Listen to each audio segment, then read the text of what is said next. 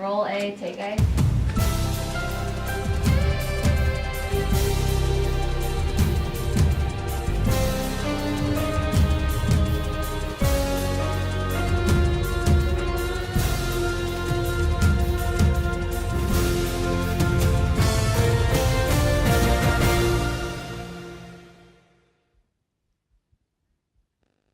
Hello, and thanks for joining us on this edition of the Newsfeed. I'm Ryan Waltz. And I'm Jordan Hutchinson.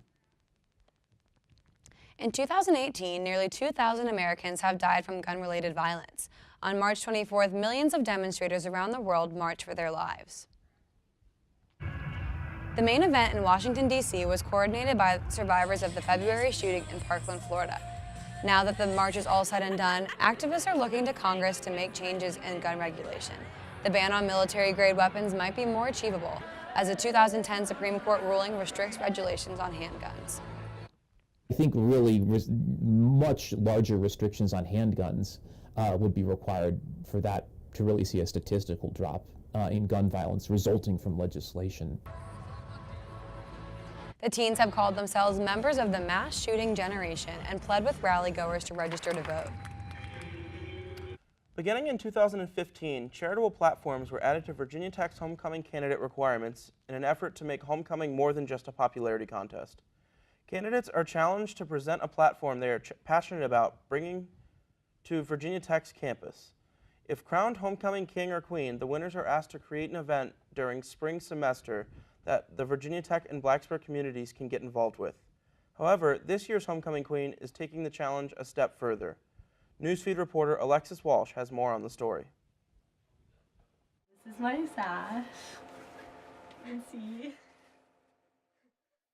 Jordan Sellup, a senior biological sciences major and Virginia Tech's 2017 homecoming queen, who won the support of thousands as she stood behind a platform that many have a tough time talking about, a platform that Sellup says is essential to any college campus. Her platform?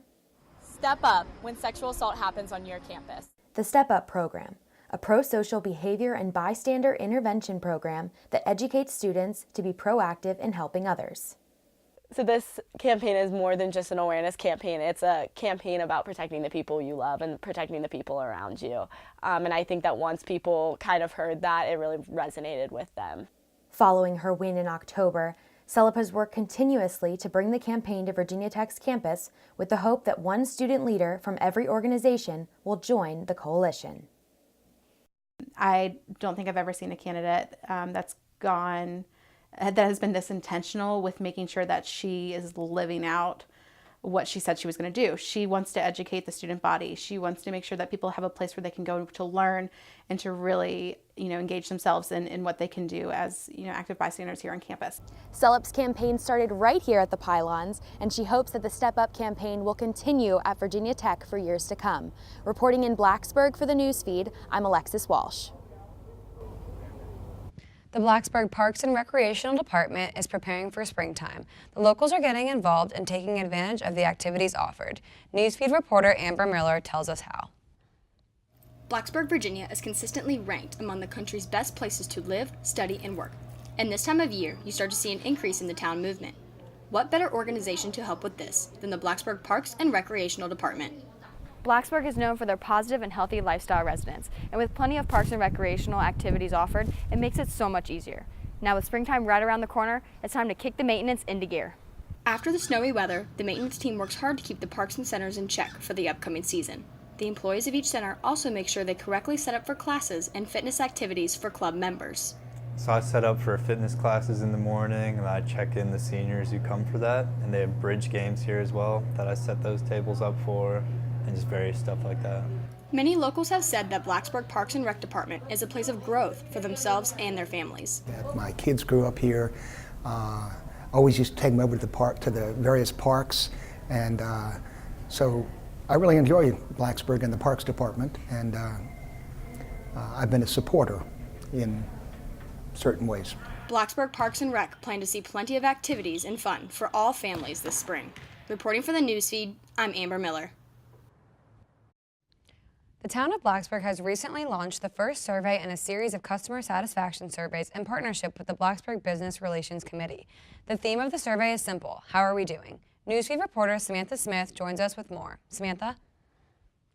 According to Deputy Town Manager Christopher Lawrence, the town of Blacksburg decided to make a concerted effort to ensure quality customer service for all citizens, entrepreneurs, and business owners about a year ago, prompting the start of the survey series. So far, 2 surveys, one on quality of life and the other on development in Blacksburg, have been released. The town of Blacksburg, in tandem with the Blacksburg Business Relations Committee, has recently released an online survey series. The first survey has to do with business development areas, such as site plans and building inspections, while the second survey simply gauges the quality of life in town. According to Susan Anderson, a member of the Blacksburg Town Council since 2006, the new surveys are meant to help Blacksburg reach its fullest potential. Everyone wants their community to be just as good as it can be, have the quality of life just as great as it can be. And so I think this survey, you've probably seen the card, how are you doing, is a great way to get citizen feedback and business folks' feedback, including the development community, on how we're doing. Deputy Town Manager Christopher Lawrence says the third survey the town plans to roll out next is focused on business, with the purpose of identifying struggles new businesses face and gauging how the town can help. I don't think our business community is as connected with the government. So this has been really part of our kind of business approach, is to really get a better relationship with our business community, understand what they need, understand, if there's impediments to being successful, is there things we can help with, or maybe we're the problem. For those who wish to be a survey participant, visit blacksburg.gov/survey. The Deputy Town Manager says that while the town has started to receive feedback from the surveys, it will take about a year or 2 before the sample size of responses is large enough to identify any concrete trends. Also, participants in the survey are entered into a pool for a chance to win a downtown Blacksburg gift card. I'm Samantha Smith reporting. Back to you at the news desk. Just ahead on the news feed, we take a look at how dining services are reducing waste. And we take a look at how the Virginia Tech men's basketball team is prepping for next year. That story and more after this break. There was an old woman who lived in a shoe. She had so many children, she didn't know what to do.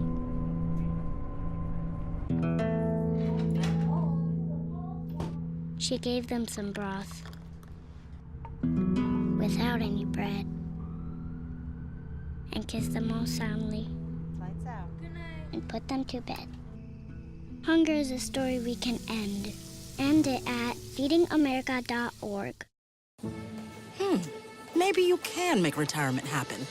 After all, you made her college years happen.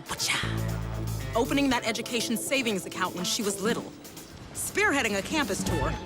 And another, and another, and another, and another. Bam! Deciphering financial aid. She was like, what?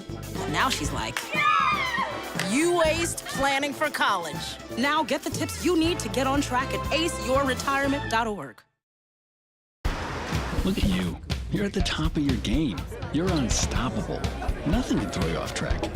Wait, is that your car? Uh-oh. Yeah, I saw that coming. That will throw you off track. You're looking at around 10 grand in fines, legal fees, and increased insurance rates. Let's try this again. Smart move. Because buzz driving is drunk driving.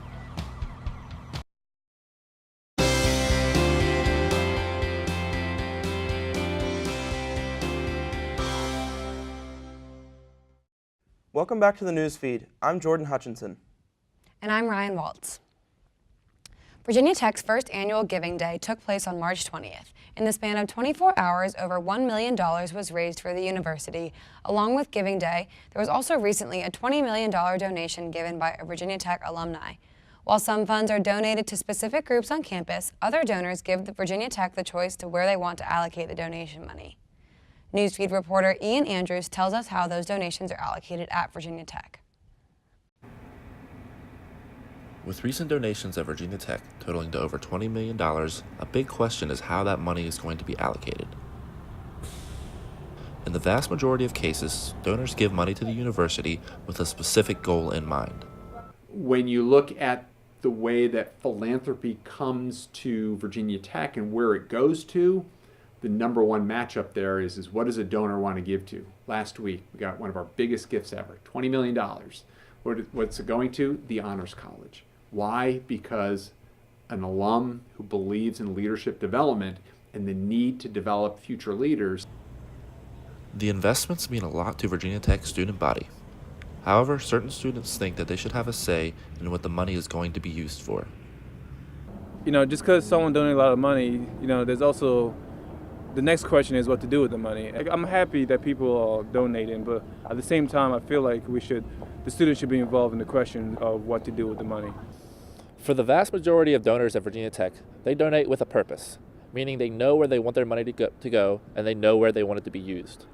But that is not the case with all donors. Some just give money to the university, and the university uses that money wherever they see fit, whether that means new equipment for students, scholarships, or even new buildings or renovations. For the news feed, this is Ian Andrews reporting. Waste is a huge problem in America and the world. The rise of plastic and cheap automated item production has led to a single-use mindset. By changing the mindset to more renewable items, VT Dining intends to lead by example and encourage less wasteful habits. Recently, Virginia Tech Dining Services has been making an effort to decrease waste, particularly non-degradable waste. To encourage recycling and less wasteful mindset, Dining Services has made their changes to the reusable to-go options at the dining halls on campus. Instead of returning the green reusable containers in the machine at the dining hall's entrances, you can return them at the disposal in the dining hall. This is meant to encourage students to use the reusable containers whenever possible. The Virginia Tech men's basketball team has put themselves on the map for the past couple of years. With 3 straight 21 seasons and 10 ACC wins, the Hokies are making a statement in the basketball world, and they are already preparing for next season. Newsfeed reporter Reagan McGarity has more on this story. The Virginia Tech men's basketball team are coming off an outstanding year. The team had consecutive NCAA tournament appearances, but what the Hokies do now in preparation for next year is a vital part of their success. I think what we do in here, you can be the strongest kid in this weight room and have an unbelievable mentality to attack, but if your skill set isn't that what you can pass, shoot, or dribble, you're not much use on the basketball court, you know? Mm-hmm. So there's a happy medium with too much of anything. What we do in here is you're never going to prevent an injury, but you're trying to get strong enough so that when you do get hurt, you don't get hurt as bad, or you're trying to rehab quicker because you didn't tear it, you just tweaked it. A lot of focus is going to be on getting stronger and creating a more dominant mentality. But the key aspect to any improvement is going to happen on the court. During spring workouts, Coach Buzz Williams wants to master the art of practicing, and the Hokies have one goal in mind: to get better. Everyone must start getting back in the gym and working on individuals with coaches and start focusing on next season. Work on things that help us, get a better rhythm of playing, like a lot of ball screen workouts, guarding a lot of down screens and things like that, how the game is evolving. So I think we need to do more stuff like that. The Hokies have made a name for themselves over the past 3 years and are now a dominating force in college basketball. Reporting for the Newsfeed, this is Reagan McGarity. With baseball season just around the corner, several local minor league teams are gearing up for a new year on the diamond. The Salem Red Sox recently rolled out a new promotion schedule for the 2018 season. Along with their lineup of themed nights, the club has added several other improvements aimed at the fan experience. New turf was added for the season, along with further improvements to the video board and sound system. Marketing and promotions manager Maddie Tettelbach says the team took the time to listen to their fans and wants and needs in the offseason. The Red Sox will open up their season with a 7-game homestand starting on April 5th with 4 games against the Buies Creek Astros. For more information, visit salemsox.com or call the ticket office. That will wrap up this edition of the Newsfeed.